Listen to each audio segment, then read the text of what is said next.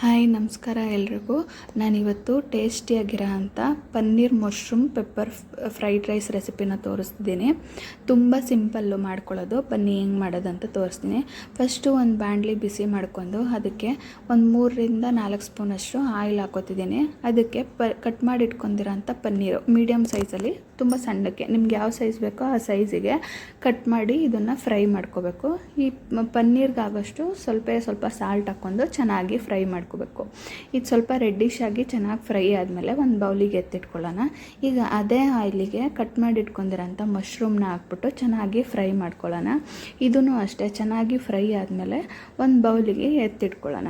ಇವಾಗ ಮತ್ತೆ ಇದಕ್ಕೆ ಎಣ್ಣೆ ಸೇರಿಸೋ ಅವಶ್ಯಕತೆ ಇಲ್ಲ. ಇರೋ ಎಣ್ಣೆನಲ್ಲೇ ಇವಾಗ ಇದಕ್ಕೆ ಕಟ್ ಮಾಡಿ ಇಟ್ಕೊಂಡಿರೋಂಥ ಒಂದು 3ರಿಂದ 4 ಮೆಣಸಿನ್ಕಾಯಿ, ಸಣ್ಣದಾಗಿ ಕಟ್ ಮಾಡ್ಕೊಂಡಿರೋಂಥ ಶುಂಠಿ ಬೆಳ್ಳುಳ್ಳಿ, ಇದಿಷ್ಟನ್ನು ಚೆನ್ನಾಗಿ ಫ್ರೈ ಮಾಡ್ಕೋಬೇಕು. ಶುಂಠಿ ಬೆಳ್ಳುಳ್ಳಿದು ಹಸಿ ವಾಸನೆ ಎಲ್ಲ ಹೋಗಬೇಕು, ಅಲ್ಲಿವರೆಗೂ ಚೆನ್ನಾಗಿ ಫ್ರೈ ಮಾಡ್ಕೊಳ್ಳೋಣ.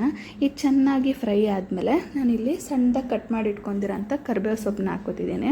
ಇದೂ ಅಷ್ಟೇ ಚೆನ್ನಾಗಿ ಫ್ರೈ ಮಾಡ್ಕೊಂಡು ಒಂದು ಮೀಡಿಯಮ್ ಸೈಜ್ದು ಈರುಳ್ಳಿ ಹಾಕೋತೀನಿ. ಇವಾಗ ಫ್ರೈ ಮಾಡಿ ಇಟ್ಕೊಂಡಿರೋ ಅಂಥ ಮಶ್ರೂಮು ಪನ್ನೀರ್ನ ಸೇರಿಸ್ಕೊಂಡು ಮಿಕ್ಸ್ ಮಾಡ್ಕೊಳ್ಳೋಣ. ಇವಾಗ ರೈಸ್ ಹಾಕ್ಬಿಟ್ಟು ಇದಕ್ಕೆ ಸ್ವಲ್ಪ ಕೊತ್ತಂಬರಿ ಸೊಪ್ಪು, ಮನೇಲಿ ಮಾಡ್ಕೊಂಡಿರೋ ಅಂಥ ಪೆಪ್ಪರ್ ಫ್ರೈಡ್ ರೈಸ್ ಮಸಾಲ ಹಾಕ್ತಿದ್ದೀನಿ. Pepper fried rice masala recipe ಬೇಕಂದರೆ ಪ್ಲೀಸ್ ಕಮೆಂಟ್ ಮಾಡಿ, ನಾನು ರೆಸಿಪಿ ತೋರಿಸ್ತೀನಿ. ಇವಾಗ ಇದನ್ನು ಹಾಕ್ಬಿಟ್ಟು ಚೆನ್ನಾಗಿ ಮಿಕ್ಸ್ ಮಾಡ್ಕೊಳ್ಳೋಣ. ರುಚಿಗೆ ತಕ್ಕಷ್ಟು ಉಪ್ಪು ಹಾಕಿ ಇದನ್ನು ಚೆನ್ನಾಗಿ ಮಿಕ್ಸ್ ಮಾಡ್ಕೊಳ್ಳೋಣ.